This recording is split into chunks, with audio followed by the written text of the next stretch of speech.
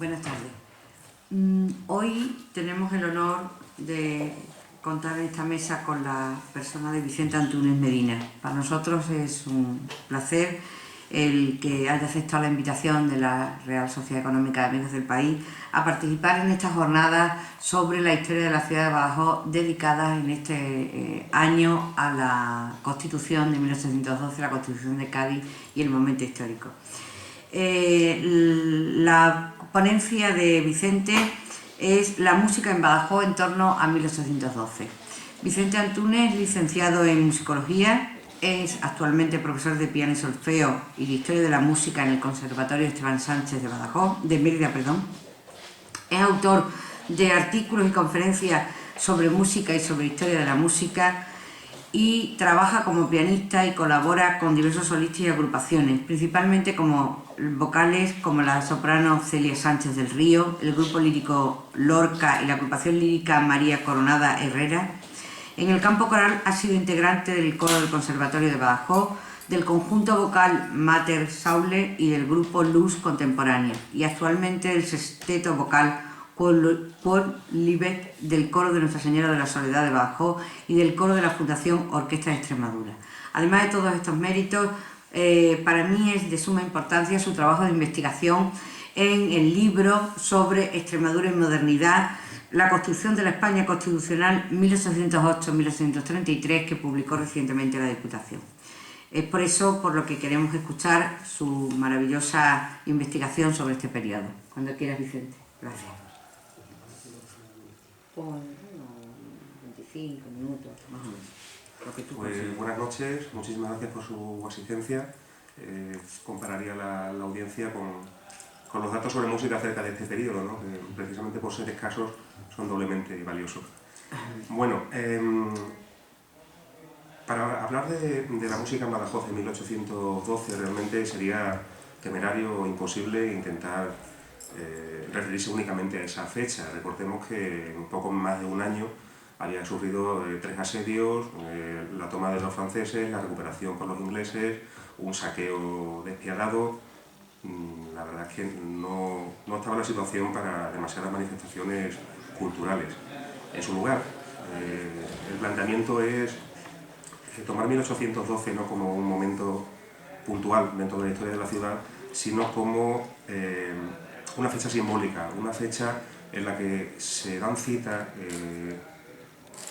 3 acontecimientos fundamentales en la historia del siglo XIX, como son la propia Guerra de la Independencia, el último envite del absolutismo y el inicio del liberalismo. En ese sentido, a lo largo de 20-25 años vamos a tener las dos líneas paralelas, por un lado de ese absolutismo uniforme, inmóvil, que intenta mantener la situación tal y como estaba antes de 1808 y que dominó entre 1814 y 1820 y 1823 a 1833. Y paralela, subterránea, latente, continúa el ideal de los liberales, el ideal que había nacido precisamente con el texto constitucional de 1812 y que poco a poco irá transformando, irá minando esa uniformidad, ese continuismo del absolutismo. Por tanto, en realidad, no será tanto a acontecimientos ocurridos en 1812, sino a lo largo de ese periodo de en torno a 20 años, entre 1812 y 1833, cuando realmente se va apreciando el espíritu creado por 1812, lo que a nosotros respecta en cuanto a las manifestaciones musicales. Las instituciones musicales dominantes en estos 20 años, las únicas que realmente tenían un número de músicos y con una formación suficiente como para abordar actividades, eran la capilla musical de la catedral, las músicas militares y el teatro. En cierto modo representan los 3 grandes poderes o estamentos sociales: el poder religioso, el poder civil y militar, porque las músicas militares no solamente servían a las cuestiones castrenses, sino que también estaban íntimamente relacionadas con las actividades oficiales, las actividades institucionales, las actividades del ayuntamiento, y el teatro, que sería un poco el ocio urbano y quizás lo que más se va a relacionar también con las transformaciones burguesas. Porque precisamente contra estos tres estamentos que dan una continuidad a todo el periodo que estamos tratando, el germen del cambio va a estar en la actividad musical burguesa. Una burguesía que poco a poco va adquiriendo poder, una burguesía que es la que detenta esos ideales liberales que asoman en el trienio constitucional y definitivamente a partir de 1833, una burguesía que va a demandar nuevos espectáculos públicos, nuevas manifestaciones musicales y quizá lo más característico, una actividad propia, una actividad doméstica, una actividad aficionada dentro de los salones musicales, las tertulias, conciertos privados, etc.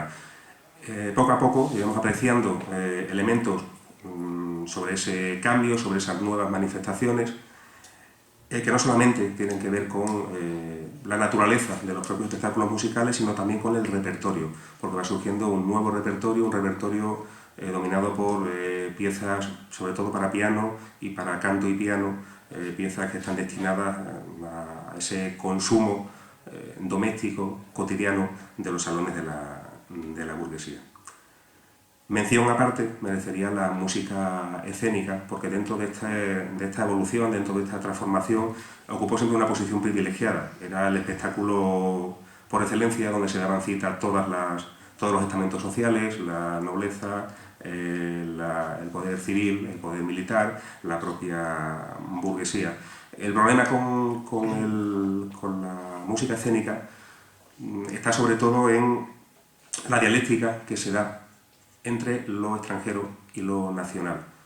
A lo largo de todo el siglo XIX lo sabemos, bien conocido por el regeneracionismo del 98, pero ya desde principios del XIX, incluso desde finales del XVIII, se está dando ese enfrentamiento, esa dialéctica, esa dicotomía entre potenciamos lo que tenemos en España, no subimos al tren de las novedades europeas.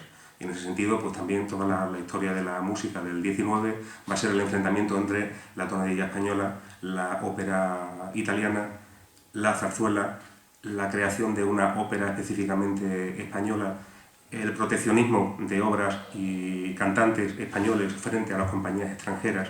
Son todo cuestiones que irán saliendo a lo largo de ese periodo.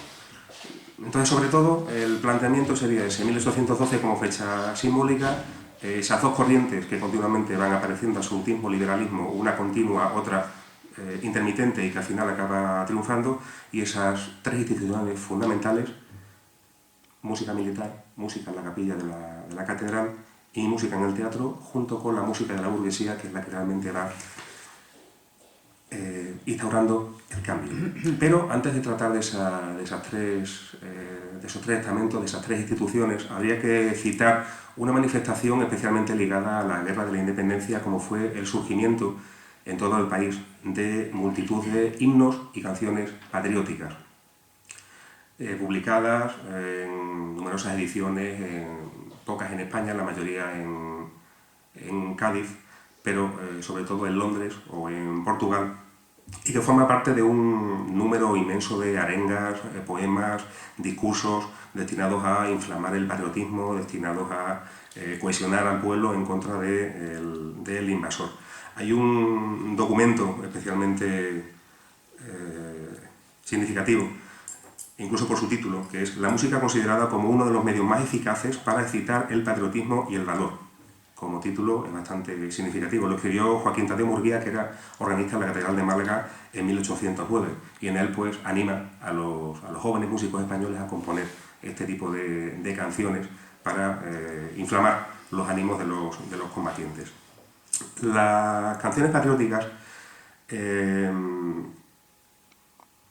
estaban expandidas por todas partes. Hay un estudio de María Guembero con una cita interesante que dice: las canciones patrióticas sonaban en todas partes, el pueblo llano las cantaba en las calles y tabernas, los militares las incluían en sus actos castrenses, las clases acomodadas les daban cabida en sus veladas de salones, el público de los teatros acostumbraba a corear los estribillos de las piezas de este tipo incluidas en las representaciones. Realmente estaban por todos los ámbitos, y tenemos muchísimos textos conservados, por desgracia, no tantas melodías como suele ocurrir en la mayoría de los cancioneros. En cuanto a las melodías que se utilizaban para este tipo de canciones, podían ser, por supuesto, de nueva composición dentro de la estética que dominaba en la canción de la época. Era una estética en la que habían predominado canciones con ritmos autóctonos, como las tiranas, las boleras, los polos, con un origen popular que habían adoptado las clases aristocráticas a finales del XVIII y que de alguna manera estaban perfectamente identificadas con un sentimiento nacional y cuadraban con este tipo de canciones, con ese mensaje patriótico de oposición al invasor. No es extraño que uno de los principales autores de seguidillas lo sea también de canciones patrióticas, y hablo del guitarrista Fernando Sor. Pero quizá más característico que esto es la práctica de la contrafacta, es decir, aplicar nuevos textos a melodías ya existentes, a melodías conocidas por el pueblo y por tanto que tenían una difusión muchísimo más rápida. Incluso las nuevas canciones sobre textos patrióticos también a su vez podían utilizar la contrafacta, ponerle otro nuevo texto patriótico.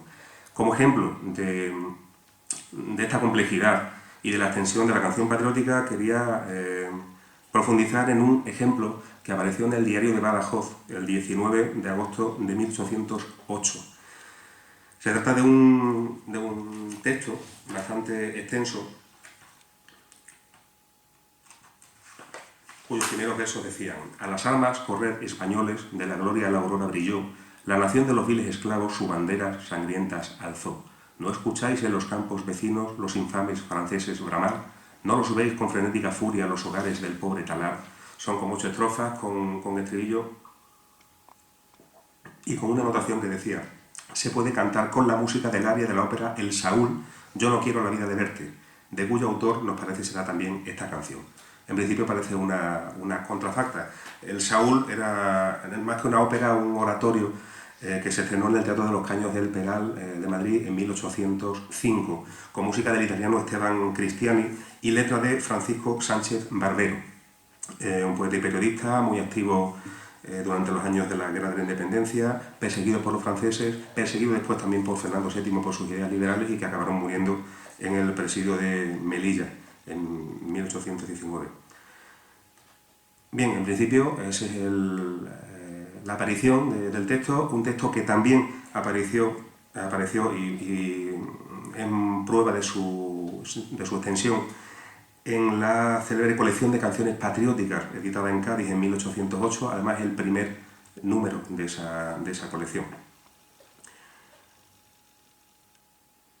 5 años después, en 1813, el texto aparece en otra colección, en este caso con firma de Cristóbal de Beña, La lira de la libertad, poesías patrióticas, con lo cual ya hemos cambiado la atribución que antes parecía de Francisco Sánchez Barbero por ser el autor del texto de El Saúl, y ahora se lo atribuimos a Cristóbal de Beña. Pero en cualquier forma la fuente melódica sigue siendo la de la ópera sacra El Saúl. En los años 60, 1860, 1870, se da cita a este mismo texto como aplicado a la música, como una contrafacta aplicada a una melodía que ya existía, pero no la que hemos citado, sino nada menos que a la Marsellesa. Comenta Adolfo de Castro en su cuadro sobre Cádiz y la Guerra de la Independencia, o Mesoneros Romanos, en sus Memorias de un setentón de 1880, cómo este texto efectivamente se aplicó a la música de la Marsellesa como burla, como provocación al ejército enemigo. Decía Mesoneros Romanos, en relación con las celebraciones en 1808 por la recuperación de Madrid: todo era efusión y sincero alarde de patriotismo. Hombres, mujeres, niños y ancianos, radiantes de alegría, ostentaban en sus sombreros y mantillas, en sus pechos y peinados, sendas escarapelas encarnadas con el retrato de Fernando VII en su centro. Y prorrumpían el famoso himno de guerra, cuya letra, que no es fácil saber a quién se debe, aplicaron para mayor escarnio a la música de la Marsellesa. Y aporta este texto. Así pues, contrafacta de un aria de ópera, contrafacta nada menos que del himno nacional francés. Pues además, volvemos a encontrar este mismo texto en una canción nueva, una canción de nueva composición que apareció en México de manos de Manuel Antonio del Corral, un autor de origen riojano que ya en 1808 había estrenado una ópera con el título El saqueo o los franceses en España. Lógicamente tuvo que exiliarse y allí en México siguió apoyando la causa de Fernando VII, en este caso contra los insurgentes mexicanos, y en un manuscrito, una colección de piezas y canciones de una dama de la corte mexicana, aparece esta canción con otra melodía nueva, con otra melodía distinta. Entonces simplemente quería poner este ejemplo de una canción aparecida en el Diario de Badajoz de 1808, ejemplo de la complejidad y de la tremenda vida que podían tener estos textos que fueron surgiendo a lo largo de los años de la guerra. Bien, me gustaría a continuación tratar ya estos tres ámbitos que hemos comentado: música religiosa, música militar y música teatral. Empezamos por la música religiosa, por supuesto centrada en la catedral de Badajoz, que había dominado la vida musical de la ciudad desde su creación y que, bueno, había alojado a maestros de capilla tan importantes como Juan Vázquez, Esteban Brito, Miguel de Cañas, etc. En el siglo XIX, con la Guerra de la Independencia, por supuesto, pasó por unas dificultades, bueno, que condujeron incluso a su disolución en junio de 1812, poco después de la toma de la ciudad por los franceses. En las actas capitulares, lo registra Carmelo Solís, aparece una cita comunicando a los músicos que lamentablemente, y a pesar de que estaban contentos de sus servicios, no podían seguir pagándoles sus salarios. No es de todas formas la primera ocasión en que esto ocurre en las catedrales españolas, y aún así los músicos muchas veces continuaron asistiendo, aunque fuera sin percibir nada a cambio. Se recuperó la capilla justo después de la guerra, en 1815-16, pero con un número mínimo de efectivos, lo cual hizo que muchas veces hubiera que contar con colaboradores externos, entre los cuales, por ejemplo, se encontró un tal Carlos Augriz, padre de Cristóbal Augriz, el famoso compositor de zarzuela.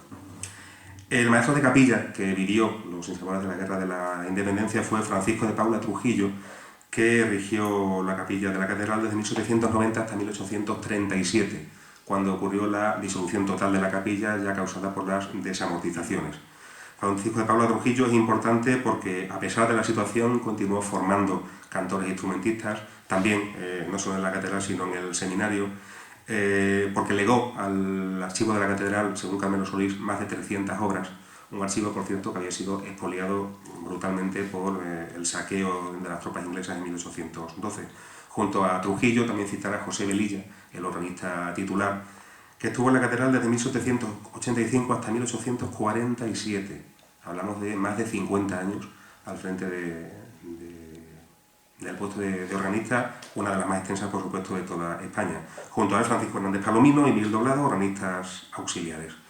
Queda pendiente una investigación en las actas capitulares de la catedral.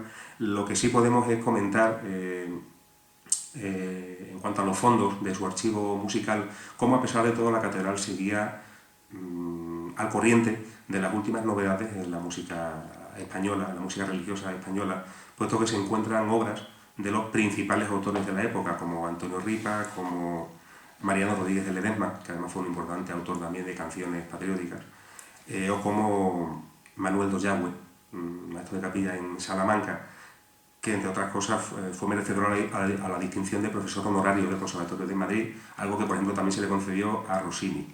Luego, entonces, era bastante apreciado. Junto a la catedral, el resto de los centros religiosos tenían una vida mucho más modesta. Queremos destacar el monasterio de Santa Ana, sobre todo por la fortaleza que demostró, sobreviviendo a la guerra, sobreviviendo a los decretos de exclaustración hasta la época actual.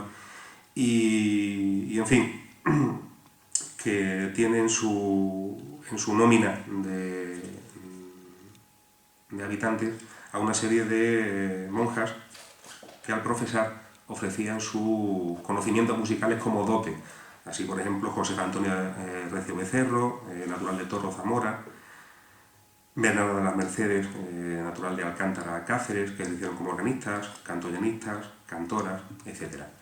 En cuanto a las actividades, sobre todo de la música de la catedral, aparte de las propiamente litúrgicas, especialmente importante era la solemnización de fechas señaladas, bien por acontecimientos dentro del calendario habitual del absolutismo, como era el cumpleaños del rey, la onomástica de la reina, el aniversario de la liberación del rey de Cádiz, o bien otras cuestiones absolutamente excepcionales, como eran unos esponsales regios, como eran la proclamación de Fernando VII en 1814.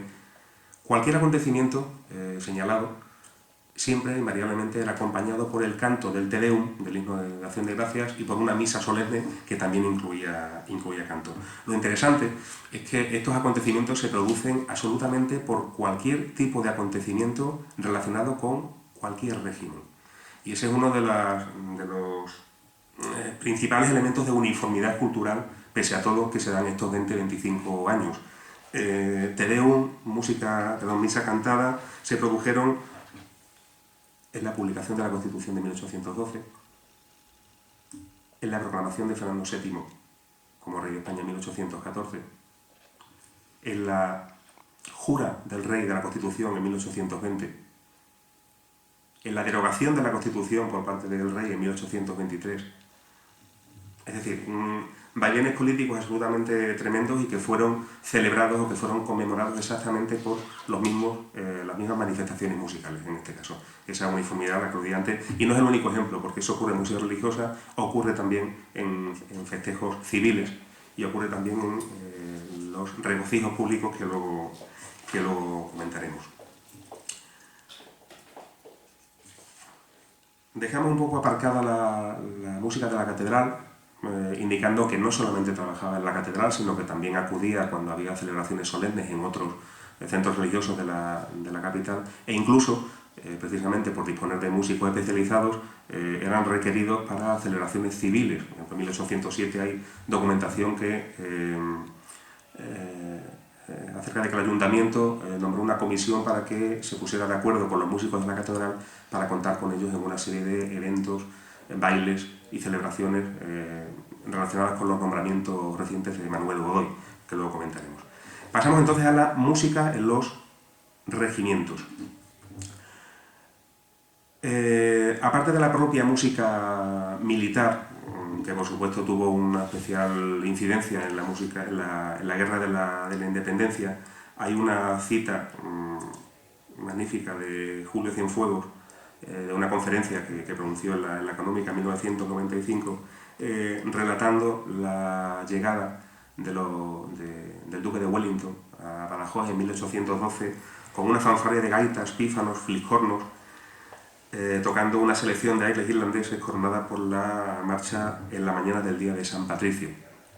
Wellington era irlandés y cuenta Julio Cienfuegos que el asedio se inició con esa manifestación musical para enardecer a sus tropas. Pero independientemente de esas y otras muestras del valor de la propia música militar como género, sobre todo es la labor de las bandas de los regimientos dentro de estos 20 años. La actividad que desarrollaron en las ciudades, actividad que no solamente fue propiamente institucional, propiamente oficial, relacionada con actos militares o con actos civiles, sino que son fundamentales en el desarrollo de actividades lúdicas en la ciudad. Desarrollamos un poco estos dos campos. En cuanto a la actividad institucional, la misma misa solemne con el canto del Te Deum, acción de gracias, en todos estos momentos que hemos comentado antes, era invariablemente acompañada por una formación militar en el campo de San Juan, o en la Plaza de la Constitución, o en la Plaza del Rey, que fue cambiando de nombre a lo largo de los años,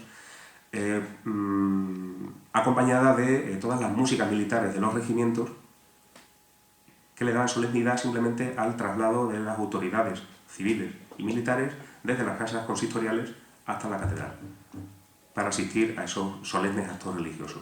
Cuando finalizaba, exactamente lo mismo para la vuelta. Si había algún tipo de desfile de autoridades desde el ayuntamiento hasta, pongamos, Puerta de Palmas para recibir, son ejemplos que han sido extraídos de los libros de sesiones, para recibir a algún emisario real, para recibir a la Virgen de Botua porque iban a hacer unas rogativas en la catedral porque no llovía ese año, para cualquier tipo de momento que requiriese de esa solemnidad, de ese elemento de realzar el poder, insisto, tanto civil o militar, ahí estaban las músicas militares, ahí estaban las músicas de los regimientos. es lógico, pero especialmente significativo, especialmente importante en la vida cotidiana de las ciudades es la presencia de esas mismas músicas militares, de esas mismas músicas de los regimientos, en cuantos actos lúdicos, festivos, de ocio, con presencia musical, se hicieron en la ciudad. Bailes, conciertos al aire libre, amenizaciones de fiestas públicas, siempre, o casi siempre, solían estar presentes las músicas militares. Normalmente, por supuesto, estaba fuera de sus atribuciones y el ayuntamiento los contrataba. Algunos ejemplos de este periodo en los que aparece especificada la presencia de la música militar son bailes de 1815, bailes precisamente que fueron a beneficio de la propia tropa, que no tenía en esa época ni siquiera camas en los cuarteles, un baile de máscaras en 1823, en plena época constitucional, un baile comercial, empresarial en 1830, pero prácticamente todas las celebraciones, todos los regocijos públicos eran acompañados bien por bailes, bien por conciertos al aire libre y en la inmensa mayoría con la presencia de las músicas militares. Es, yo creo que por encima de la música de la catedral, la agrupación, la institución musical que más colaboró en mantener una actividad musical en la ciudad durante los años que transcurrieron desde 1812 hasta mediados de siglo, o prácticamente hasta 1840, hasta que empezaron a surgir otro tipo de agrupaciones, otro tipo de intérpretes. Cuando he estudiado los distintos momentos en que hay estos regocijos públicos, por supuesto, cada regimiento tenía su propia música, tenía su propia banda. No podemos distinguir que era una simple agrupación de tambores y cornetas o que era una formación equilibrada para interpretar otro tipo de música. Pero siempre hay un regimiento que prácticamente acapara todas las actividades fuera de las propiamente militares. Se entiende que siempre ese regimiento era el que tenía una banda más compensada. Y así, por ejemplo, el Regimiento de Infantería de Mallorca en 1807, el Regimiento de Infantería del Príncipe en 1820, el Regimiento de Voluntarios de Valencia en 1830, o los regimientos de voluntarios de Aragón y de Infantería de la Reina de 1833 eran los que llevaban el peso de todos estos festejos o regocijos públicos que quería comentar brevemente. Se trataba de un cúmulo de celebraciones religiosas, civiles y lúdicas asociadas a este tipo de acontecimientos que he comentado. Y variablemente solían constar de iluminación general de la ciudad, sobre todo de los edificios oficiales y fundamentalmente del ayuntamiento. El ayuntamiento que también solía instalar perspectivas, es decir, unas arquitecturas efímeras con decoraciones alegóricas, con gigantescos retratos de los homenajeados, fuera Godoy, fuera el rey, fuera la princesa, la infanta Isabel, etc. Repique de campanas, paradas militares, salas de artillería, por supuesto, la función religiosa con el canto del Te Deum y la misa, y actos lúdicos como corridas de toros, funciones teatrales, conciertos, bailes, que era donde estaban estas músicas de los regimientos. Investigando a través de la prensa y a través de los libros, de la documentación en el archivo municipal, he realizado una cata bastante peculiar porque hubo 3 regocijos públicos especialmente importantes en 3 momentos que en realidad son los que articulan todo el periodo que estamos tratando. En 1807 se nombró a Godoy gran almirante de España y las Indias y protector del comercio. En su ciudad natal, Badajoz, se volcó en una serie de festejos para conmemorar tan importante nombramiento. Además, son de todos los que hemos recogido los más fastuosos porque hablamos del punto álgido dentro del reinado de Carlos IV. En 1820, la citada Jura de la Constitución por parte de Fernando VII fue objeto de idénticos regocijos públicos, más modestos, pero con datos muy significativos. En 1833, la proclamación de la infanta Isabel como heredera, y con todo lo que después conllevaría con el tema de las guerras carlistas, etc., es otro momento especialmente importante. Importante dentro de la historia, importante dentro del triunfo del liberalismo y que también está perfectamente detallado todos los festejos que se realizaron. Y además El periodo 1807-1820 con un doble valor, porque todo lo que hubo entre uno y otro a consecuencia de la Guerra de la Independencia fue infinitamente más modesto. Prácticamente no hay referencia musical ninguna dentro de acontecimientos públicos, algunos tan importantes como la boda de Fernando VII con la infanta de Portugal. Pues bien, hay sí iluminación, hay repique, pero nunca se cita la música, hasta que de golpe, en 1820, la ciudad se vuelca, luego entonces sí que tenía posibilidades. Algunas citas especialmente relevantes, por ejemplo, en 1807, podemos dejar volar la iluminación. El 3 de febrero, iluminación y decoración de las casas consistoriales con un retrato de Godoy, al frente del cual se colocaron todas las músicas de la guarnición de la plaza para tocar con ordenada y agradable alternativa. Todo esto está extraído de un diario oficial de festejos que editó el Ayuntamiento en 1807. El 4 de febrero, formación en el campo de San Juan, como comentaba, de toda la infantería y caballería con sus respectivas músicas. Llegadas las autoridades a la catedral, se cantó con grande orquesta y el lleno de voces el Te Deum, y a la salida de las autoridades, gran repique de campana, toque de cajas y músicas de los cuerpos. Se habla también de música con espectáculos de fuegos artificiales, se habla de un baile público en el teatro en el que acudieron más de 2000 personas, en el cual se tocaron minué, paspí, contradanzas, boleros, fandango. Se habla de una orquesta en un tablado frente a la casa de un tío de Godoy, compuesta de 13 violines, un contrabajo, 2 gajones, fagot, serpentón y acompañada de fuegos artificiales. Indudablemente, la crónica oficial de festejos, hay una interesante, un discurso por parte de un subteniente retirado sobre los méritos de Godoy, el discurso que fue comenzado y concluido con un gran concierto de música de los mejores profesores y aficionados de esta población. Son como más de 30 citas con la presencia musical especificada. La mitad son funciones religiosas, en la otra mitad intervienen las músicas militares, 6 bailes, desfiles de los gremios, una fuente riquísima. Pues bien, contra eso, en 1820, un acontecimiento, que para mí es el que compensa la ausencia de celebraciones en 1812, puesto que en ese momento la ciudad no estaba para costearlas. Y hay un documento, hay un legajo completo en el ayuntamiento que creo que está inédito, que relata precisamente toda la documentación acerca de los festejos que ocurrieron en 1820. Hay, por ejemplo, un oficio del jefe del regimiento de infantería del Príncipe ofreciéndose a costear la música en las funciones de toros y las noches de iluminación. Lo cual nos pone sobre la pista de que efectivamente el ayuntamiento contrataba esas intervenciones, y es la primera que nos aparece de la presencia musical en las corridas de toros. Y noticias sobre corridas de toros en el archivo hay cientos. Si pudiéramos asociar todas esas noticias con la presencia musical, también sería un auténtico filón. Por ejemplo, uno de los festejos nocturnos habla desde el ayuntamiento se extendían 2 enormes galerías que cubrían toda la fachada del consistorio, en las que estaban situadas a cada lado 2 grandes orquestas que alternaban con sus armoniosos conciertos.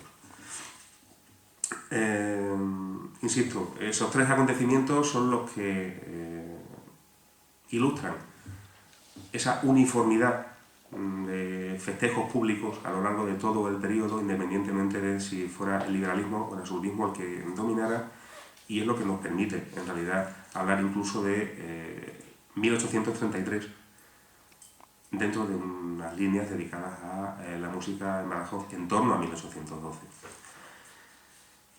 En tercer lugar, en cuanto a la música teatral, muy brevemente, la importancia del teatro está clara, no hay que defenderla aquí.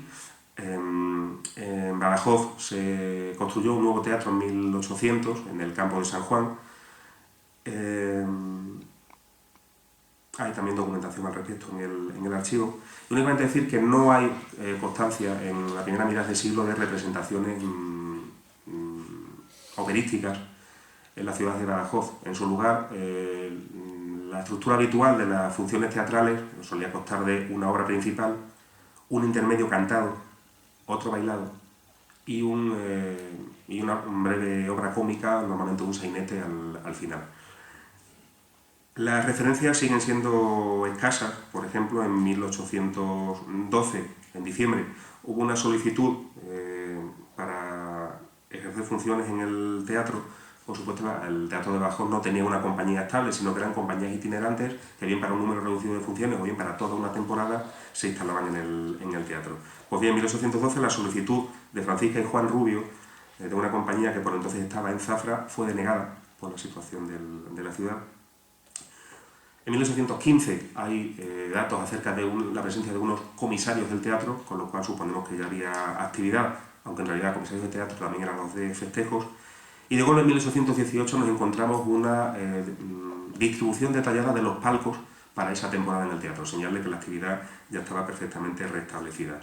En 1820 vuelve a aparecer Juan Rubio, el mismo de 1812, y hay una curiosa nota acerca de la distribución de los palcos que se tenía que hacer por sorteo para que no haya preferencia alguna de clase entre los ciudadanos por la igualdad que ante la ley debían tener todos. Luego entonces las ideas constitucionalistas y liberales también llegaron al teatro.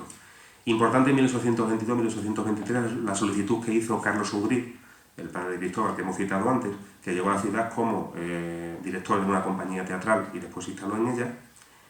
Y después de esos pequeños datos que vamos encontrando y que refieren a la presencia de una actividad teatral en la ciudad, de golpe en 1830 reaparece el Diario de Badajoz y en sus líneas aparece perfectamente reseñada toda la temporada teatral de ese año. Es una documentación completísima donde aparecen la procedencia, los títulos de todas las obras, la procedencia de las partes cantadas en cada representación, los intérpretes, podemos reconstruir la compañía, los nombres de sus integrantes, los que cantaban, pero lo que más nos interesa es, o lo que más he querido fijarme, es en la procedencia precisamente de las partes cantadas. Son casi 50 funciones las que aparecen a lo largo del año de 1830 en el Diario de Badajoz. De esas 50, como 35 aparece identificada o bien el autor o bien el título de la obra de donde procede el fragmento interpretado, y la inmensa mayoría es música de Rossini. Tancredo, La italiana de Argel, Elisabetta, reina de Inglaterra, La Alberto de Sevilla, La Urraca ladrona, Ricardo y Zoraida, La donna del lago, todas tienen fragmentos que se interpretaron en Badajoz. Todas son obras anteriores a 1820, hablamos de 1830, pero es exactamente el mismo repertorio que se hacía en el resto de España, que estaba por entonces fascinado con Rossini. Y otros autores contemporáneos como Pacini, como Mercadante, o como Puchita, o como el propio Esteban Cristiani, que comentábamos antes. Con lo cual podemos comprobar que en 1830, dentro de la modestia que había en la ciudad, el repertorio que se interpretaba era el mismo que en el resto de España. No nos vendan la moto de que aquí estábamos provincias, alejados, periferia, exactamente. También coincide la música teatral en Badajoz con lo que ocurría en el resto de España, en el sentido de que siguen apareciendo tonadillas, que era un género eminentemente del siglo XVIII, pero que continuó existiendo durante toda la primera mitad del XIX y que incluso era obligatoria su composición en los teatros operísticos de Madrid. En fin, una temporada interesante que nos da un poco la medida de lo que había podido ocurrir en Badajoz en la época anterior. Lo último que nos quedaría por tratar sería esas innovaciones, ese cambio, esas transformaciones que se producen gracias a la intervención de la burguesía. A lo largo de estos años vamos encontrando con cuentagotas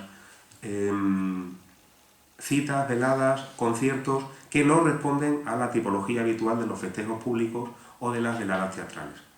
No son muchas. En 1820, por ejemplo, otra vez en el trienio liberal, en la presencia de un italiano, un tal Giovanni Celli, de paso entre Lisboa y Madrid, que se ofreció a dar unos conciertos. Insisto, los conciertos eran poco habituales, normalmente eran bailes, teatro, y si eran conciertos eran por las músicas militares y eran normalmente al aire libre. Pues bien, este señor, Juan Celli, Giovanni Celli, él firma como Juan Celli en el documento, se ofreció a dar dos conciertos en el teatro de Badajoz, puesto que estaba de paso hacia Madrid. Decía, los cuales le parece llegará al gusto de los espectadores que gusten de honrarlo, así como se ha verificado en las cortes de Europa por donde ha transitado y últimamente en el teatro de San Carlos de la corte de Lisboa. Procuraría entretener el tiempo de hora y media o 2 horas, alternando con varias partes de cantado y orquesta, y entre ellas y orquesta.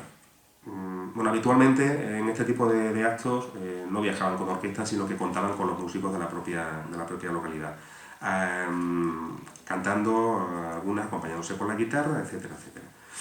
Otra cita interesante, en 1830, en la misma temporada que hemos comentado anteriormente, hubo 2 conciertos extraordinarios donde la parte teatral fue secundaria y en su lugar se le dio mucho más protagonismo a la parte musical. Fue prácticamente un concierto porque se encontraron aquí en Badajoz 2 intérpretes destacados que eran Josefina Tubo, primera dama de música del Teatro de San Carlos de Lisboa, y un pianista de nombre Antonio Miró.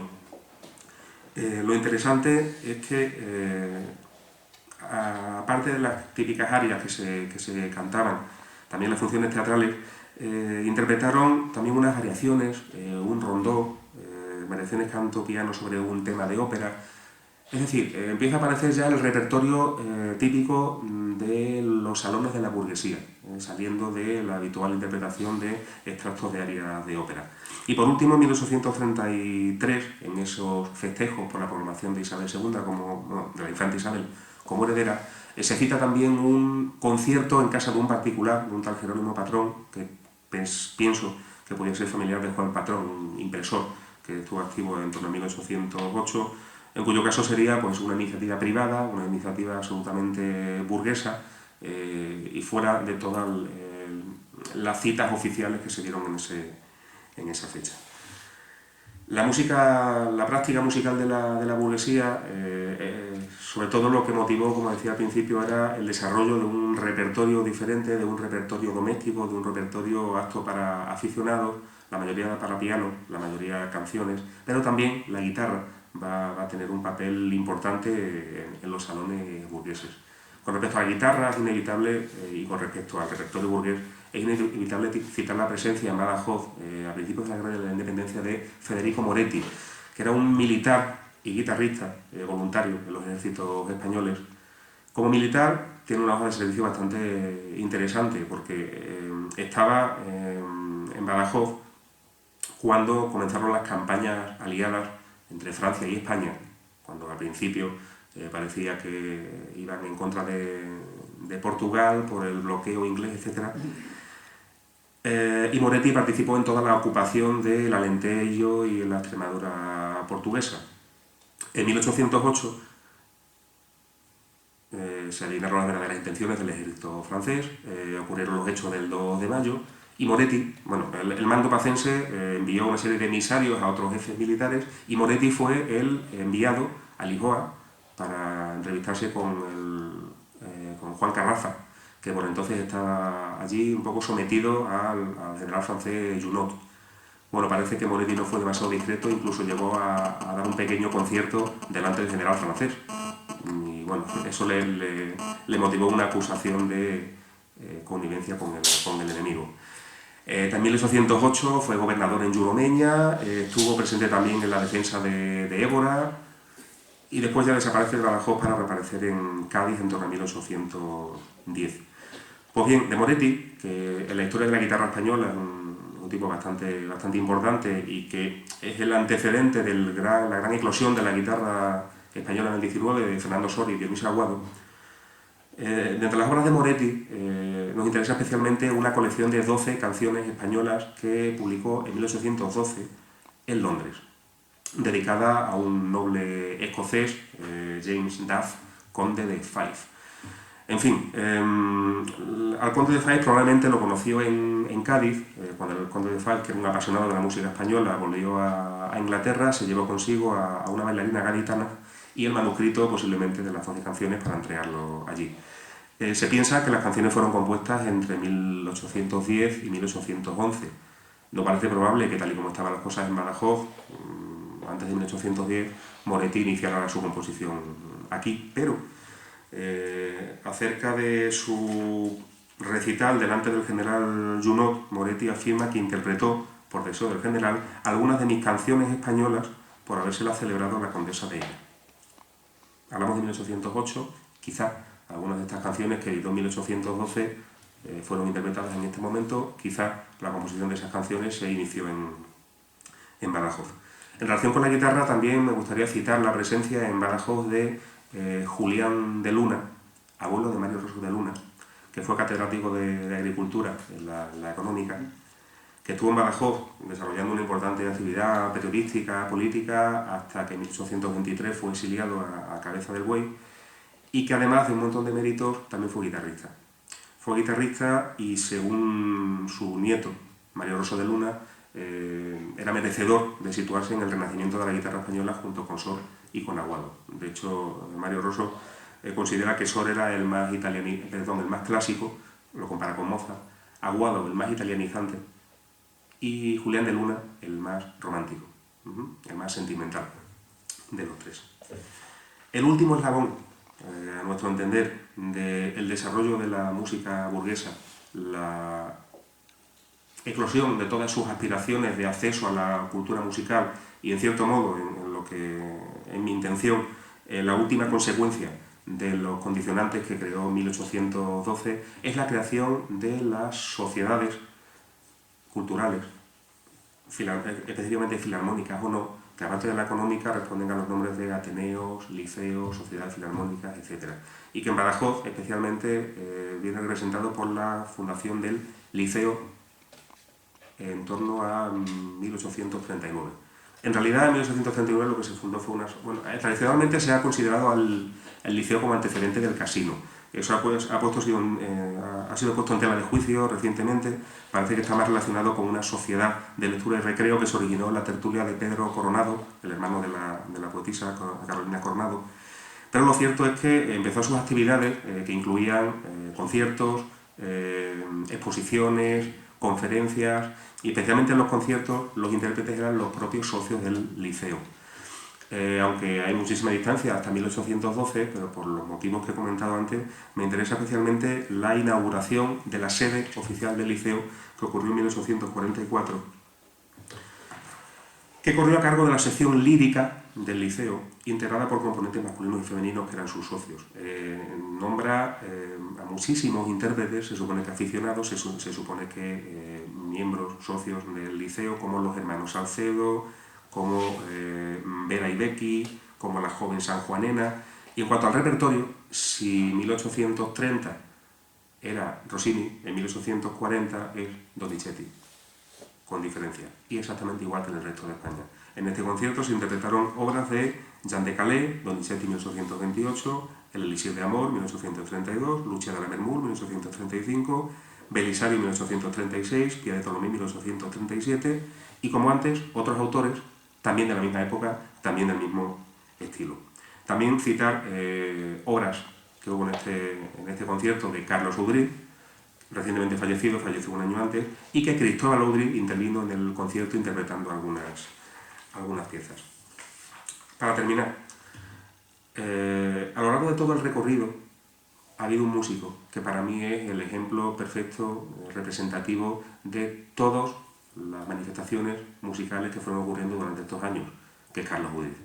Carlos Audry es el padre de Cristóbal Audry, del cual disponemos de datos muy fragmentarios, de datos siempre colaterales y relacionados con el hecho de que fue padre de Cristóbal Audry.